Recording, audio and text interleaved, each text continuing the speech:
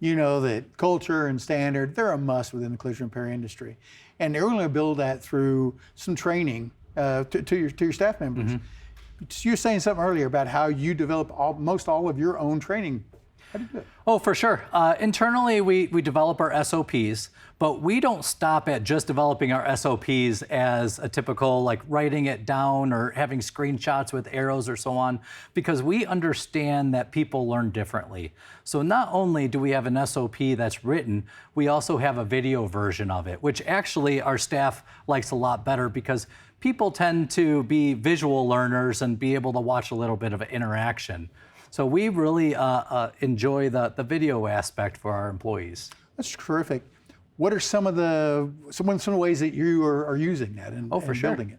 Well, you know, the great thing is we use a software called Loom.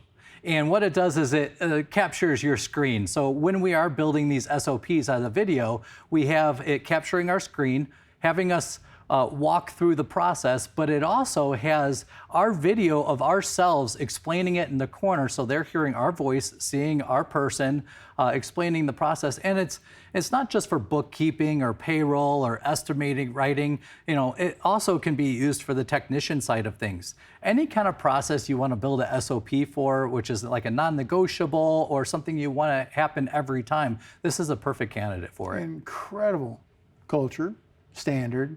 It's all there. Those are great tips. Thank you so much. Thank you. If you found today's tip helpful, please hit the thumbs up, subscribe to the channel, and share the video. Comment below for any future suggestions. These videos are made possible by SCRS. If you aren't currently a member, I encourage you to join. Visit scrs.com or use the link in the description below.